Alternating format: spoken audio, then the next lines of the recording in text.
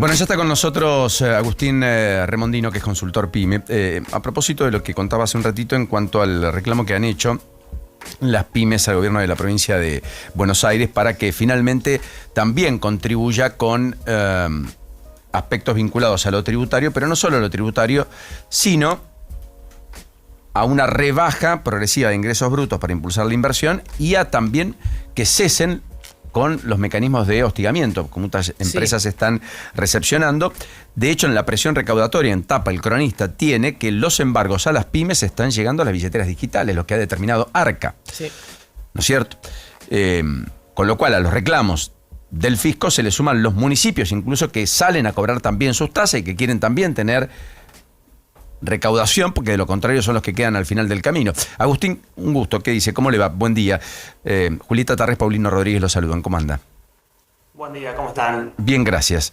Exactamente, ¿qué está o qué ves como consultor PYME, digamos, que está viendo o que está observando o que está vivenciando el sector de las pequeñas y medianas empresas, más allá de que todo es heterogéneo, por supuesto, y en la diversidad que un mapa integral podría representarnos cuando uno dice las pymes y habla del 75% de las empresas, 80% que tiene la Argentina? Exactamente. La respuesta es muy amplia, tiene distintas variables, pero la principal, creo yo, es que las pymes dejaron de, sobre todo las pymes industriales, dejaron de producir para estoquearse y ahora solamente producen en base a la demanda. Claro. Y esta es la principal razón que hace un estancamiento de esa producción pyme y lo que permite que, lo que genera que haya una capacidad productiva en las pymes hoy que está alrededor del 60%. Significa que todavía tiene una capacidad productiva más grande que la venían utilizando porque la inflación le obligaba a producir y a estoquear de más, pero que hoy en día toda esa sobreproducción que se generaba no está sucediendo porque no hay demanda, porque además la inflación está a la baja.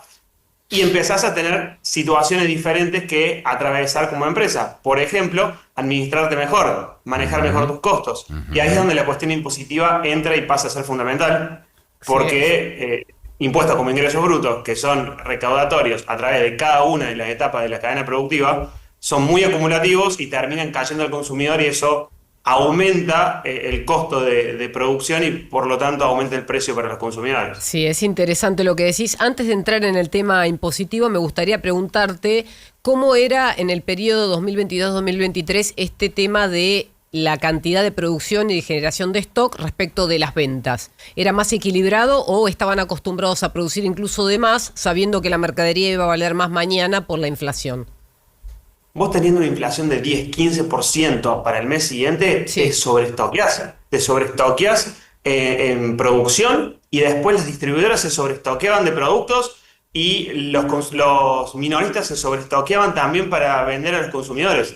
Había una sobreproducción muy grande que eso favorecía en el sentido de la capacidad productiva que tenían y que disponían en ese momento. Eso lo entiendo. Hoy creo ahora, pero mi pregunta es, o sea, tenías a full por ahí quizás en un 80% la producción y el uso de las máquinas, pero la demanda final iba en línea con esta producción o solamente había como una especie de colchón de resguardo de valor en la mercadería. ¿Me seguís el razonamiento? Sí, una parte de resguardo de valor, pero ese resguardo de valor se iba trasladando por cada una de las cadenas dentro del proceso, porque, como te decía, los mayoristas también compraban para estoquearse de más. Claro. Las distribuidoras tenían grandes depósitos. Claro. Después los consumidores, hoy se veía que se compraban aceites a lo mejor, o papel, o distintos productos para meses. Ya te entendí. Por el simple hecho de estoquearse y cuidar. O sea, que el consumo, esa sobreproducción se trasladaba a consumo, pero en ese consumo no era solamente por el consumo propiamente dicho, sino era como reserva de valor. Claro, todos los eslabones se estoqueaban. Perfecto. Exactamente. Más allá de esto, Cristian Giraud, que es el titular de ARBA, habló de esta famosa reforma tributaria que le está planteando la Unión Industrial de la Provincia de Buenos Aires, que propone eliminar ingresos brutos con la idea de compensar el costo fiscal con mayor coparticipación, reducción de la evasión y cambios en otros sectores. Y efectivamente lo que le responde el gobierno del propio gobernador Kicillof lo hace con condiciones, digamos. ¿Cómo se hace o se articula una reforma fiscal que deje a todos contentos, con una manta cada vez más corta en el sector público, donde las provincias que eran superavitarias pasaron a tener déficit en términos generales el año pasado. La nación, que era la deficitaria, pasó a tener superávit, pero a costa de haber descalzado el financiamiento a muchas provincias y muchos programas que tenían impacto en las provincias, como el Fondo Compensador del Transporte, el Fondo de Incentivo Docente, toda la inversión en infraestructura y obra pública, que hemos ya dicho y discutido hasta el hartazgo, pese a que sigue cobrando el impuesto dentro de los combustibles. ¿Qué es lo que se te ocurre podría ser lo que dinamice este debate para salir de esta antinomia que parece imposible de resolver, Agustín? Yo creo que esto tiene que ver como con el huevo y la gallina, o sea, ¿qué empieza primero? O hay inversiones o hay una baja de impuestos.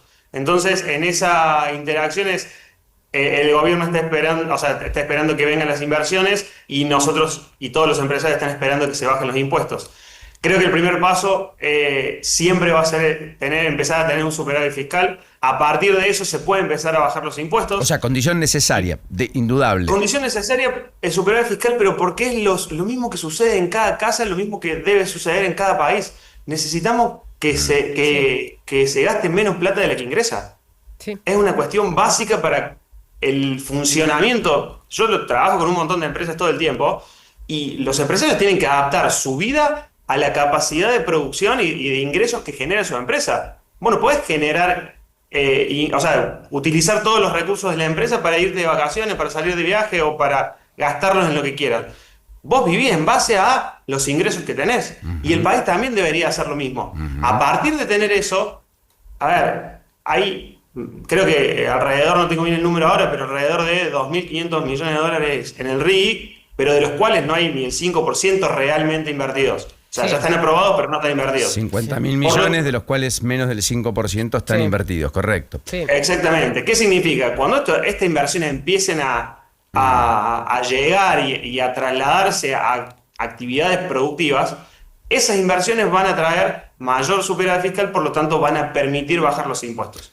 Y en segundo lugar, creo yo que todavía esas inversiones no están llegando porque estamos a un año de elecciones, pero me parece que la decisión está ahí.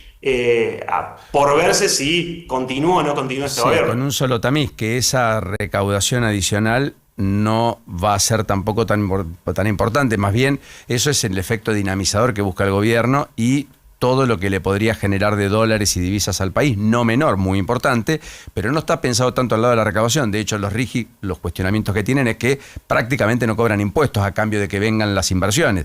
De hecho, le dan condiciones que el resto de los inversores no tienen.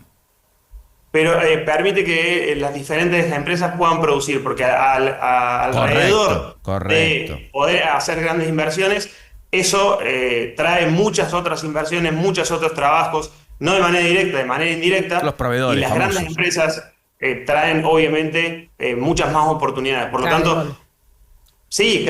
O sea, para Agustín, de Maduro cae que termina siendo algo que dinamiza, como vos decís, la producción, y esa producción dinamiza nuevas oportunidades productivas y nuevas oportunidades de negocios para otros empresarios de manera indirecta. Bien, Agustín, ¿cómo está el tema con ARBA en el caso de la provincia? ¿Las pymes están complicadas para hacerle frente a todo la carga impositiva, a todos los tributos que tienen que afrontar? Porque según la Fundación Lógica, no sé si alguna vez lo escuchaste a Matías Olivero Vila, él dice que en general las pymes están tributando por encima de su recaudación, por el nivel tributario que tienen, depende del distrito, estas empresas que no tienen espalda financiera.